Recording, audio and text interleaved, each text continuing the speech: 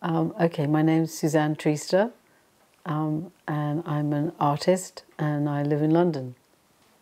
Well, I was always drawing when I was a child, and when I was about 16, I thought I was a philosopher, and I had all these ideas, and I think I had all these new theories about reality, and to do with science, to do with politics, and all kinds of things. And I think that when I first went to art school, I didn't really think those were things that might be incorporated into my work, because I'd always liked making art, you know, on a visual level.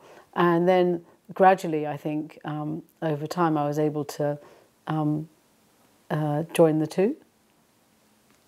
I think one thing that really kind of focused me on thinking about the future was when video games started arriving in London in the 80s, in the video game arcades. And I think that at that moment I really had this sense that this was this new technology, and it wasn't just a matter of games, but that it was going to have a massive impact on the future of the human race and the planet. I sensed that in the 80s, and that's when I started making work about video games.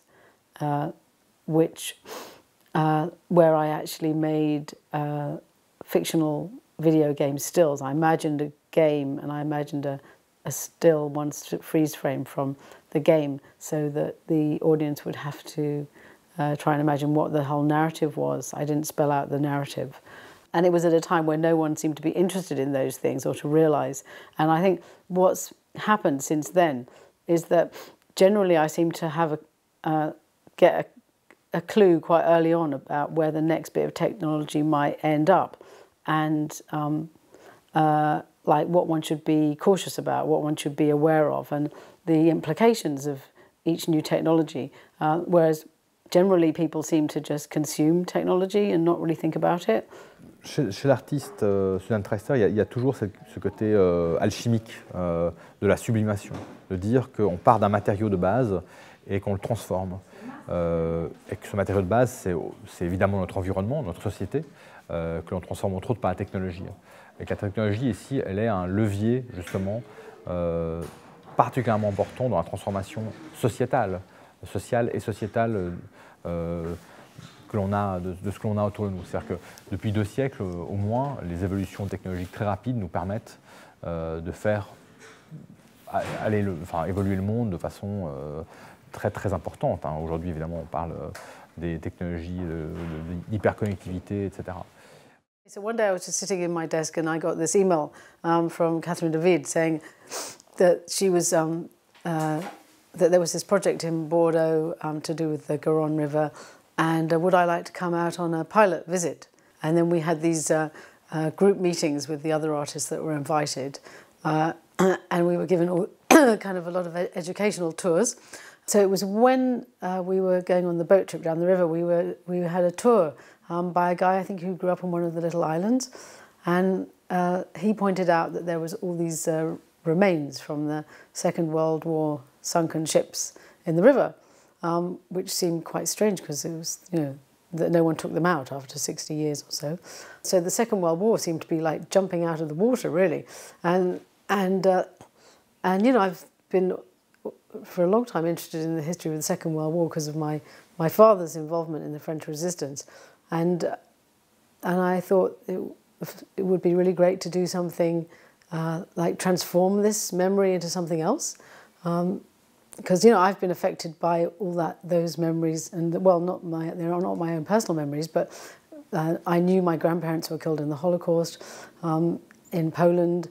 And you know, it kind of haunted my whole life, you know, and it just seemed like a chance to make something really transformative, and so that's when I had the idea for the spaceship, to make this giant spaceship, possibly out of the remains of these boats, to make it into this a kind of fantasy of the future, like a positive future, like and space for imagination, for thinking about other things, for moving forwards, you know, in a positive way.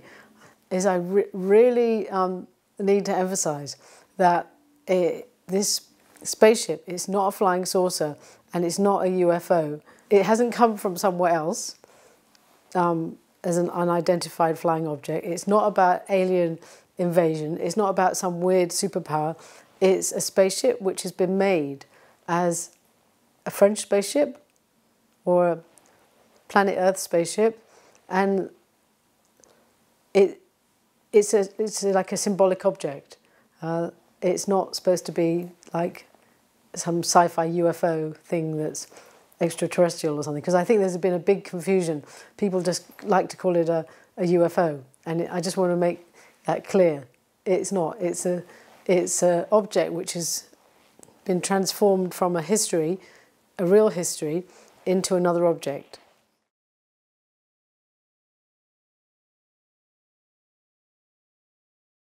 I don't think that was ever going to be a single thing because of all these trips we'd been on. Gradually started this idea of having having various things with a relationship across the city, so it wouldn't just be one unitary thing like a public sculpture, but it would be this dialogue of interconnected things which had kind of connected to different histories in the town, different things to do with the relationship to the river and the technology.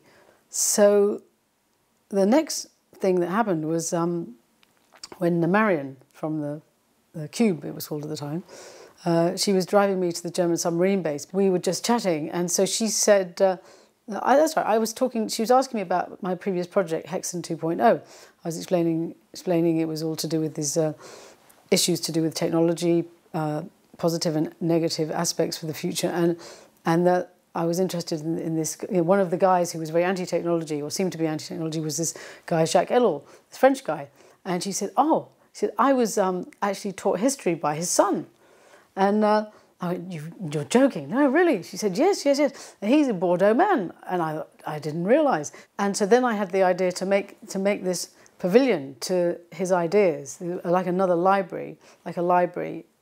And but at the centre of it would be this well, and that it would be on the riverside, so that if the river flooded, the water would come up the well, because we went to all these water reservoirs and all these flood zone control centres, and I realised this enormous invisible web of control over the whole town in terms of the water. You know, in this Ramesses, they have this huge big electronic map on the wall where it lights up. It actually lights up in real time using data from the water levels all over the city, and then it tells one reservoir to open, you know, or another one to open in these different locations. So it's, I mean, unless you knew about it, you couldn't possibly imagine this was, you know, this kind of survival structure of the city. Otherwise, you know, like Venice, it would just disappear.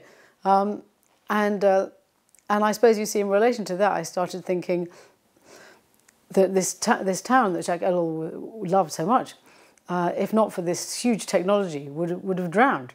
So this pavilion to Ellul, which was going to be on the side of the riverbank, I wanted to build it in the style of Marie Antoinette's pavilion, because it was to be like a kind of mirror the architecture of Bordeaux, to kind of like seamlessly echo it, but with contemporary materials, so that to connect it to the city. But it would also be like, I suppose in a sense it was going to be quite challenging, because for anyone approaching it, it would look like a nice part of the city, but when you go in, you find all this kind of anarchist philosopher material, which is quite, it's strange that Ellul hasn't been acknowledged in his own town. So I had these two parts. One is the spaceship, which is taking the tragic history and propelling it into a different future. Then this, but a kind of embodies a kind of technology which is questionable, and then to have this pavilion as a kind of living library but memorial to a guy whose ideas are kind of critical of technology, and then to think about the whole history of science fiction, the side of science fiction which is about utopian, dystopian fantasies in terms of the future, which have often actually foretold, you know, certain things or anticipated certain developments often, and something which would reach out just like the spaceship, but actually visually. So I thought about in an observatory, you have a telescope which looks up into outer space, into that whole universe, because, you know, it's important to remember that we're part of this huge, big universe out there, or parallel universes, you know, meta-universes, whatever we're going to find out about them. That you could, a place where you would physically look out into that space that that spaceship might go to, but at the same time to transform it into a library of all the fiction that has ever been written about those hypothetical futures. So to have a second library, to have a science fiction library inside an observatory would be this perfect third aspect of this triptych, where the arguments for and against the development of new technologies are kind of constantly being questioned in different ways. L'installation à l'observatoire de Floirac, c'était quoi? C'était sur tout le pourtour de la coupole, des livres de science-fiction qui ont marqué l'histoire du genre. Et ces livres de science-fiction présentés dans finalement des vitrines en bois traditionnelles, les mêmes vitrines qui contenaient les cartes astronomiques à l'époque où l'observatoire était en fonction. Et au centre de cette bibliothèque idéale de science-fiction, cette bibliothèque panoptique, puisque au centre on peut voir tous les livres en tournant sur nous-mêmes, il y a évidemment la lunette astronomique, le télescope, qui pointait jadis vers le ciel et qui regardait les étoiles. Et du coup, d'emblée, ce qu'a réussi à faire Suzanne avec cet observatoire-là, qui est vraiment génial, c'est de relier au fond les cartes stellaires qui permettent d'observer le ciel avec les cartes imaginaires qui permettent d'explorer les sociétés.